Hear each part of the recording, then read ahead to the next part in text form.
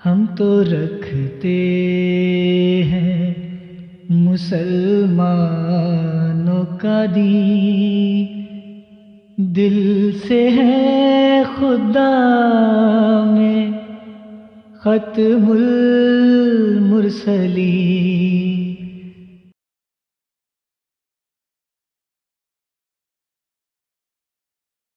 محترم عامر نذیر صاحب، السلام علیکم ورحمۃ اللہ وبرکاتہ۔ وعلیکم السلام ورحمۃ اللہ وبرکاتہ۔ جی جناب، کیا سوال ہے آپ کا؟ جی یہی سب میں 3-4 باتیں کرنی ہے، میں نے لکھی بھی ہوئی ہیں، میں نے اگر آپ ٹائم دیں گے تو جی آپ کی فرمائیں۔ گفتگو کے دوران۔ ایک تو جو زاہد بھائی نے بات کی ہے، آپ نے کہا ان کے جواب میں، ظاہر ہے وہ چلے گئے ہوں گے، آپ نے کہا کہ جمبا صاحب کی آپ اس طرح مخالفت نہیں کرتے جس طرح آپ ہماری مخالفت کرتے ہیں یا مرزا صاحب کی مخالفت کرتے ہیں۔ دوسرے لفظوں میں یہ کہہ لیں کہ ہم نے آپ کو مسلمان ماننے سے انکار کر دیا، غیر مسلم قرار دے دیا، کافر قرار دے دیا۔ آپ جمبا صاحب کو کیا مانتے ہیں؟ میرا سوال یہ ہے کہ آپ جمبا صاحب کو وہی مانتے ہیں جو آپ خود ہیں، یعنی آپ خود کو احمدی کہتے ہیں، بلکہ احمدی مسلمان کہتے ہیں۔ جی مجھے آپ نے ایک تو یہ جواب دینا ہے کہ آپ جمبا صاحب کو احمدی مانتے ہیں یا احمدی مسلمان مانتے ہیں۔ جی ایک ٹھیک تو سوال یہ ہے۔ ٹھیک۔ دوسرا میں نے ایک یہ کمنٹ کرنا تھا کہ آپ نے جو کیا ہے پروگرام اس موضوع پر کہ جو مخالفین کا رویہ ہوتا ہے وہ ایک جیسا ہوتا ہے، جیسے سلیم میر صاحب نے دہرا کے بات کہی ہے کہ نہیں، ہماری سٹریم کا جو موضوع ہے وہ یہ ہے کہ مخالفین کا رویہ ایک جیسا ہوتا ہے۔ کیا مخالفین کا رویہ اگر ایک جیسا ہو تو مدعیان کو وہ موافق بنا دیتا ہے؟ کیا یہ دلیل ہے کہ مدعیان نبوت سارے ایک جیسے ہو جائیں گے اگر ان کے مخالفین کا رویہ ایک جیسا ہوگا؟ جی تیسری بات، وہ جو سلیم میر صاحب نے کہی، میرا نام بھی لے کے ان کی محبت ہے کہ وہ یاد رکھتے ہیں، یہ جو زنا کا الزام کہہ رہے تھے نا، غیروں نے لگایا، خط لکھا، نامعلوم خط تھا، نہیں، میں اگر آپ چاہیں گے معلوم لوگوں کا خط پیش کروں گا، معلوم لوگوں کا حوالہ پیش کروں گا، بلکہ مباین کا خط پیش کروں گا۔ یہ آپ کی ٹرمنالوجی ہے نا خاص، جنہوں نے آپ کے ہاتھ پر بیعت کی تھی انہوں نے آپ پر زنا کا الزام لگایا ہے۔ نبی علیہ الصلوۃ والسلام کے گھر کی مثال دینا اس لیے مناسب نہیں ہے، انہوں نے چھپ کے الزام لگایا، منافقوں نے سامنے آ کے کسی نے مباہلے کا مطالبہ تو نہیں کیا، سامنے آ کر کسی نے یہ تو نہیں کہا کہ ہمارے ساتھ سچ جھوٹ نہ کھیڑو، نہیں، چھپے ہوئے تھے دشمن۔ مرزا صاحب پر اور ان کے بیٹے پر، دونوں پر الزام لگانے والے ان کے ہاتھ پر بیعت کرنے والے تھے، اور صرف یہی نہیں کہ وہ الزام لگاتے تھے بلکہ وہ مرزا صاحب کے بیٹے کو کہتے تھے کہ آپ کے والد صاحب کے فتوے کے مطابق آپ کا ہم سے مباہلہ بنتا ہے، آئیں باہر نکلیں، ہمارے ساتھ اس بات پر مباہلہ کریں۔ اور مرزا بشیر صاحب کہتے تھے نہیں، میں اس بات پر تو مباہلہ کر سکتا ہوں کہ الزام لگنے والے کو مباہلہ کرنا چاہیے کہ نہیں کرنا چاہیے، لیکن اس بات پر مباہلہ نہیں کروں گا کہ یہ الزام سچا ہے یا جھوٹا ہے۔ جی جزاک تو اللہ۔ کہیں کی اینٹ کہیں کا روڑا، بھانمتی نے کنبا جڑا، اس طرح نہیں کرنا چاہیے، بات کو جوڑنا چاہیے، اگر ایک جیسی مثال ہو تو وہ دینی چاہیے۔ اچھا عامر نذیر صاحب، ایک صرف وضاحت کر دیں، آپ نے یہ بیان کیا ہے آپ کے ہاتھ پر بیعت کی ہوئی تھی، تو یہ آپ سے آپ کی کیا مراد ہے؟ حضرت مرزا غلام احمد قادیانی علیہ السلام یا حضرت مرزا بشیر الدین محمود احمد، یا دونوں؟ ٹھیک ہے، اچھا ثبوت درکار ہوگا تو میں دوں گا انشاءاللہ۔ نہیں ٹھیک ہے، جزاک اللہ۔ آپ کے سوالات، کیونکہ سلیم میر صاحب بڑے ڈاڈے بندے ہیں، وہ کہتے ہیں یہ جب بھی بات کرے پہلے اس سے صفحے کا مطالبہ کیا کرے۔ جی اچھا جزاک اللہ۔ پہلا سوال چونکہ آپ کا خاکسار سے متعلق ہے، اگر میں اس کا جواب دیتا ہوں، بات یہ ہے کہ آپ نے یہ پوچھا ہے کہ ہم جمبا صاحب کو کیا مانتے ہیں۔ بات یہ ہے کہ اگر جمبا صاحب جو ہیں وہ کلمہ طیبہ پڑھتے ہیں، وہ مسلمان ہیں الحمدللہ، کیونکہ ہر کلمہ گو جو ہے وہ مسلمان ہے۔ جمبا صاحب یہ خود کہتے ہیں کہ وہ حضرت مرزا غلام احمد قادیانی علیہ السلام کو نبی مانتے ہیں، تو ظاہر ہے وہ اگر اپنے آپ کو وہ کہتے ہیں کہ وہ احمدی مسلمان ہے، تو وہ ہمارا کوئی حق نہیں کہ ہم ان کو کہیں کہ جی وہ احمدی مسلمان نہیں ہے۔ ہاں، ہم ان کو گمراہ سمجھتے ہیں، بعض باتوں میں وہ خدا نخواستہ جو ہے وہ گمراہ ہو گئے ہیں، تو اس لیے جو جمبا صاحب ہیں ان کو ہم مسلمان بھی مانتے ہیں۔ وہ چونکہ خود اپنے آپ کو احمدی مسلمان کہتے ہیں، ہمارا کوئی حق نہیں ہے کہ ہم کہیں کہ وہ احمدی مسلمان نہیں ہیں۔ ہاں، چونکہ انہوں نے جس طرح میں نے کہا بعض باتوں میں اختلاف کیا ہے، اس میں ہمارے نزدیک وہ گمراہ ہو گئے ہیں۔ ٹھیک ہے جی، یہ تھا پہلے سوال کا جواب۔ مجھے امید ہے آپ کو اس پہ تسلی ہوگی. دوسرا آپ نے یہ پوچھا کہ جو مخالفین کا رویہ ہے کیا وہ مدعیان نبوت کو وہ موافق بنا دیتا ہے؟ تو اس بارے میں اگر کوئی دوست محترم عامر نذیر صاحب کو جو ہے وہ بتلانا چاہیں تو ضرور. جی میں مختصراً تھوڑا سا کلام کروں گا ان کے 3-4 پوائنٹ پر، پھر ہمارے دوست جو دوست رہے ہیں مبارک احمد صاحب اور جری اللہ صاحب وہ بھی اپنا جواب ضرور دیں گے.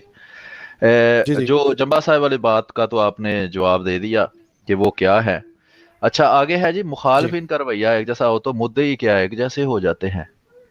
تو جو مخالفین کا رویہ ایک جیسا ہو تو مدعی ایک جیسے ہوتے ہیں کہ نہیں، یہ قرآن کریم نے بتلایا ہے. قرآن کریم جب ایک بات کو پیش کرتا ہے تو اس میں ضرور کوئی حکمت ہوتی ہے. خدا تعالیٰ کا کلام فضول تو نہیں ہو سکتا. تو خود خدا تعالیٰ اس طریقہ کار کو پیش کرتا ہے. جب وہ اللہ تعالیٰ رسول کریم صلی اللہ علیہ وسلم کو فرماتا ہے کہ جو تمہارے ساتھ رویہ رکھا جا رہا ہے یہ کوئی نئی بات نہیں، یا تمہیں جو کہا جا رہا ہے یہ کوئی نئی بات نہیں، تم سے پہلے بھی جو میں نے سچے رسول بھیجے ہیں ان کے ساتھ بھی مخالفین کا یہی رویہ تھا. تو اگر تو یہ بالکل فضول دلیل ہے، اس کی کوئی بنیاد نہیں، اس سے کچھ ثابت نہیں ہوتا، تو یہ آپ الزام اللہ تعالیٰ پر لگا رہے ہیں، ہم پر نہیں لگا رہے. ہم اسی بات کی وضاحت پیش کر رہے ہیں. تو دوسرا آپ نے کہا جی زنا کا الزام ایک نامعلوم بندے نے اگر لگایا تو میں تو بندے پیش کروں گا. اچھا پہلے آپ نے اس بات کی وضاحت نہیں کی کہ وہ لوگ جو نامعلوم بندوں کے الزام کو پیش کر کے اور اس کو پھر اس کی بنیاد پر وہ جو آپ بیات پیش کر رہے ہیں وہ آپ الگ پیش کر رہے ہیں. میں نے جو بات پیش کی ہے میں آپ کو ویڈیوز دکھا سکتا ہوں جس میں اسی الزام کو پیش کیا گیا ہے اور اس کی بنیاد پر معاذ اللہ استغفر اللہ کہا گیا کہ مرزا صاحب تو زانی تھے. تو اگر وہی بات ان لوگوں کے لیے وہ پیغام ہے جو اس طرح کہتے ہیں، اگر آپ نہیں کہتے تو وہ آپ پر نہیں ہے، کیونکہ آپ اکیلے تو اس پروگرام کو نہیں دیکھتے نا. ہم تو ایک مجموعی جو ہے وہ تاثر پیش کرتے ہیں جو ہم دیکھتے ہیں پریکٹیکلی زندگی میں. ابھی بھی وہ ویڈیوز لائیو یوٹیوب کے چینلوں کے اوپر پڑی ہوئی ہے جس میں اس خط کو بنیاد بنا کر جو ایک نامعلوم بندے کا تھا اور جس نے بغیر کسی دلیل اور ثبوت کے ایک الزام لگایا، بہتان لگایا، اس بہتان کو بنیاد بنا کر کہا جاتا ہے کہ مرزا غلام احمد قادیانی علیہ الصلوۃ والسلام معاذ اللہ زانی. تو اس کا جواب دیا گیا ہے کہ الزام اور بہتانات تو حضرت عائشہ رضی اللہ تعالیٰ عنہ پر لگے، نبی کریم صلی اللہ علیہ وسلم پر لگے، بے شمار انبیاء، حضرت لوط علیہ الصلوۃ والسلام کے واقعات، حضرت داؤد کے واقعات جو ہیں بائبل میں لکھے ہوئے ہیں، بے شمار ہستیوں پر لگے ہیں. تو صرف الزام یا بہتان لگانے سے اگر کوئی معاذ اللہ زانی بن جاتا ہے تو پھر ان کے اصول کے مطابق یہ ساری ہستیاں ان کے نام لکھ لے، ان کے اصول کے مطابق یہ سب بھی ویسے ہی ہے. اب آئی بات وہ جو آپ کر رہے ہیں کہ جی وہ جو الزام میں ایسے بندے کا دکھاؤں گا کہ جو تو ان کی بیعت انہوں نے کی ہوئی تھی، تو جب الزام لگایا تھا تو وہ بیعت سے باہر تھے، بیعت کے اندر نہیں تھے. دوسری بات یہ ہے آپ نے کہا جی آپ کو پتا ہے کہ جو حضرت عائشہ رضی اللہ تعالیٰ عنہ پر الزام لگانے والے تھے وہ کوئی روم سے یا وہ کوئی جرمنی سے وہاں نہیں گئے تھے، وہ رسول اللہ علیہ وسلم کے صحابی تھے. جی ٹھیک ہے جناب، ان کے فہرست جو ہے وہ موجود ہے، اگر آپ کہیں گے شاید آپ کی نظر سے نہ گزری ہو، وہ میں آپ کو پیش کر دوں گا. وہ بیعت نہیں، وہ خود مسلمان تھے. ان کا دعویٰ تھا کہ ہم مسلمان ہیں اور خود بعض صحابہ کے بھی نام اس میں آتے ہیں جس کو ٹیکنیکلی آپ صحابہ کہتے ہیں. اور وہ آپ نے کہا جی وہ تو نامعلوم بندے تھے جنہوں نے حضرت عائشہ رضی اللہ تعالیٰ عنہ پر الزام لگایا. تو شاید آپ کا مطالعہ ٹھیک نہیں ہے یا آپ کو کسی نے غلط اطلاع پہنچائی ہے. وہ سارے معلوم بندے تھے جو الزام لگا رہے تھے، ان کو معلوم تھا، ان کے نام تاریخ میں موجود ہے.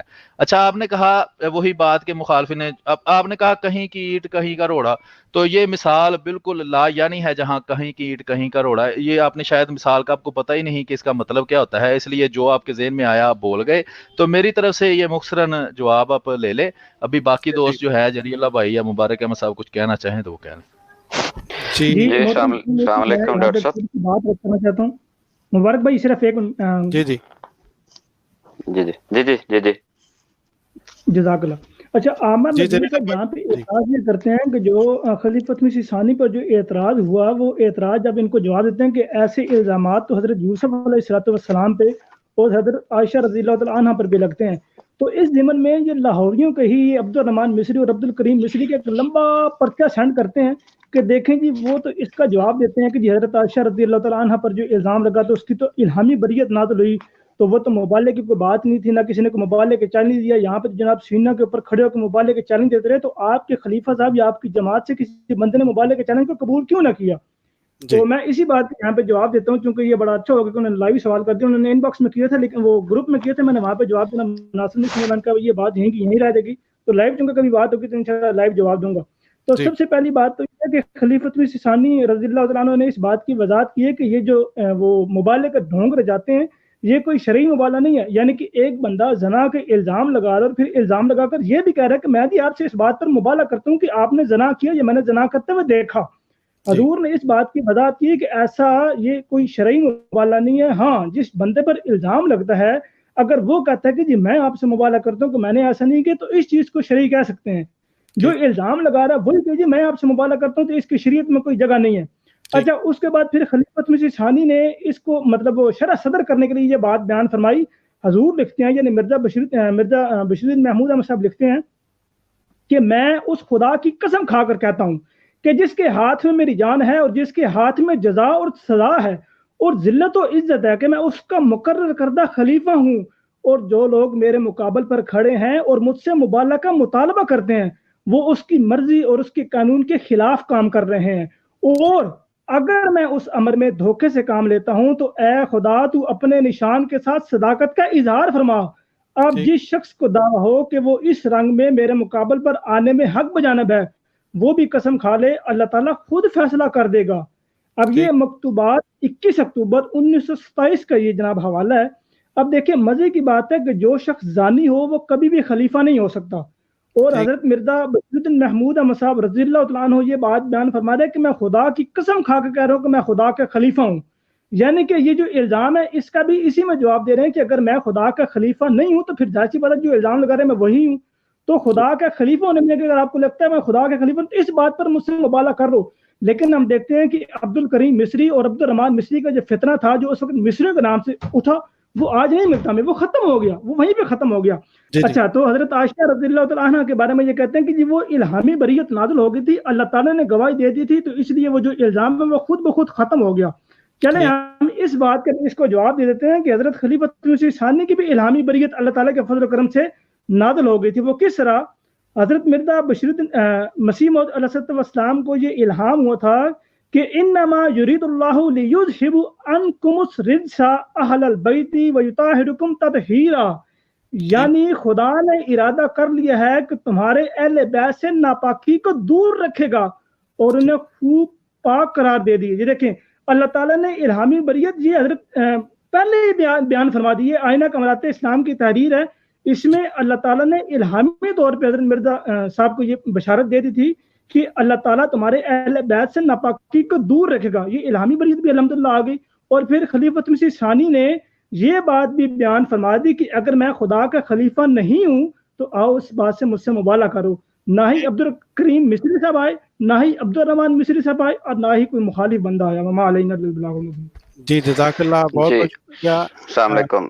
جی ڈاکٹر صاحب سب سے پہلے تو بات یہ ہے کہ انہوں نے جو ہمارا پچھلی ساری کنورسیشن ہے مجھے لگتا ہے وہ سنی نہیں یا سنی ہے تو پھر وہی بات ہے کہ وہ آلے والا خط جو ہے وہ ایک یاد ہے اور وہی بیان کرنا ہے اور ان کے ذہن میں تھا وہ انہوں نے آ کے پڑھا ہے، پڑھ کے اور چلے گئے اور مثال جو ہے وہ الٹی جو ان کے اوپر فٹ ہوتی ہے وہاں دے کے چلے گئے. میں نے آپ کو یاد ہوگا کہ جب میں نے گفتگو کی تھی تو میں نے اس میں ایک بات بیان کی تھی کہ اللہ تعالیٰ جب کسی اپنے نبی کو کھڑا کرتا ہے، جو نبی بھیجتا ہے، تو پھر اس کو خالی نہیں چھوڑتا، اس کے ساتھ اپنی پوری تائیدات جو ہے وہ اس کے ساتھ رکھتا ہے. جی. اور مخالفین جو ہیں اسی طرح کے ہتھ کنڈے کرتے رہتے ہیں. جیسا کہ اب حضرت مسیح موعود علیہ السلام جب انہوں نے دعویٰ کیا تو ساتھ انہوں نے یہ اعلان کر دیا کہ خدا تعالیٰ نے مجھے یہ کہا ہے کہ میں تیری تبلیغ کو زمین کے کناروں تک پہنچاؤں گا. کہاں؟ ایک چھوٹا سا گاؤں، چھوٹی سی بستی اور ہزاروں مخالفین. فتوے قتل کے، مار دو، نہیں چھوڑیں گے، ہم نے اس کو کھڑا کیا ہے، ہم اس کو ماریں گے، ہم اس کو گرا دیں گے، ہم اس کی آواز باہر نہیں نکلنے دیں گے. کہاں وہ اعلان جو خدا تعالیٰ نے فرمایا کہ میں تیری تبلیغ کو زمین کے کناروں تک پہنچاؤں گا، یہ وہ اعلان تھا، یہ وہ دعویٰ تھا کہ میں خدا کی طرف سے ہوں. اور وہ دعویٰ खुदा ताला ने साबित किया और आज दुनिया देख रही है कि पूरी दुनिया में ये जितने इल्जामात लगाते हैं, जितने फतवे लगाते हैं, जितने बहुतान लगाते हैं, तोहमतें लगाते हैं, उतनी जमात को खुदा ताला इज्जत, बरकत और नेमतों से नवाजता चला जाता है। ये वो चीज है जो खुदा ताला अपने अंबिया के साथ अपनी सुन्नत कायम करता चला आ रहा है और करता चला जाएगा। अब दूसरी तरफ अगर हम देखें तो हजरत यूसुफ अलैहिस्सलाम पर जो इल्जाम इसी तरह का और यही बैन ही यही इल्जाम लगा, मैं उसका हवाला इनको दे देता हूं, ये नोट कर लें।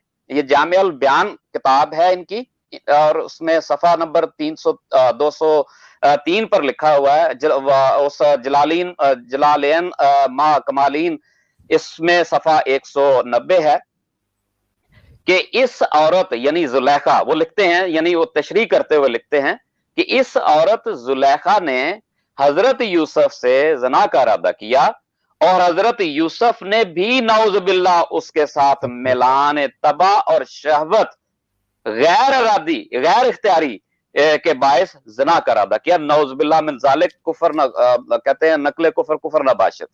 फिर यही बस नहीं है, आगे एक और हवाला ये नोट कर लें अपना आमर नजीर साहब, ये जलालैन मुज्तबाई सफा जो है वो कमालीन सफा 379 पर 69 पर लिखा हुआ है, 79 पर लिखा हुआ है कि हजरत दाऊद अलैहिस्सलाम के मुतल्लिक कि अल्लाह ताला ने हजरत दाऊद अलैहिस्सलाम को तंबीह की कि इस वजह से कि हजरत दाऊद की 99 बीवियां थीं, इन्होंने एक और शख्स जिसके पास सिर्फ एक बीवी थी उसे देखा, उसकी बीवी लेकर खुद निकाह कर लिया। इन्ना लिल्लाहि व इन्ना इलैहि राजिऊन जी। फिर हजरत सुलेमान पर इनका जो इल्जाम है वो तंजील तफसीर मोहम्मदी सूरह साद जामिउल बयान पे वो लिखते हैं कि खुदा हजरत सुलेमान से नाराज हुआ क्योंकि उन्होंने एक औरत को अपनी बीवी बना लिया जिससे आपको इश्क हो गया था, नौज़ बिल्लाह मिन ज़ालिक। ये इस कदर अभी ये बताएं कि क्या अब भी ये कहेंगे कि पहले जो इतराजात हुए हैं, जो पहले इल्जामात लगे हैं, ये उनसे बाहर हैं? जी जी, वो तो यहाँ पे इनके बड़े बुजुर्ग जो हैं अपनी किताबों में तफसीर कुरान में लिख रहे हैं सारा कुछ, तो अब ये किस बात को झुटलाएंगे? जी बिल्कुल। और फिर सुन्नतुल्लाह को किस तरह झुटला सकते हैं? ये कहते हैं कि जिसके खिलाफ भी जो मुखालफत होती है तो फिर जनाब वो सारे उनको सच्चा मान लें।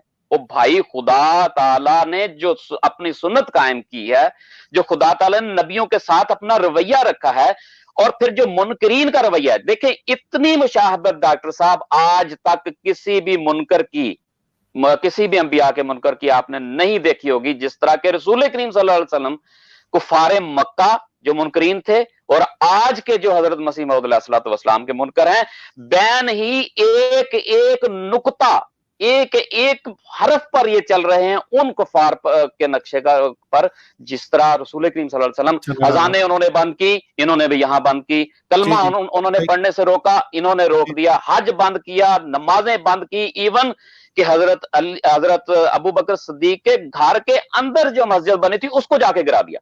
जी जी बिल्कुल, उसको शहीद कर दिया। तो और ये क्या चाहते हैं, कौन सी निशानी इनको चाहिए? कहां ये लोग वही खतमल्लाहु अला कुलूबिहिम व अला सामिहिम, और फिर फज़ादहुमुल्लाहु मरज़ा, अल्लाह ताला इनके दिलों को बढ़ाता चला जाता है। जी जज़ाकल्लाह, बहुत बहुत शुक्रिया बारिक भाई। वो किसी अल्लामा इकबाल का गालिबन शेर है, उसकी थोड़ी सी पैरोडी एकदम ही ज़हन में आ गई कि ये जो आपने बात बयान की कि जो तफासीर में बातें इस तरह की लिख दी गई हैं, तो वो तो यूँ लगता है गैर तो गैर अपने भी ना छोड़े हमने, ये हालत कर दिया है हमारे मुसलमान जो हैं बाज़ काबरीन ने।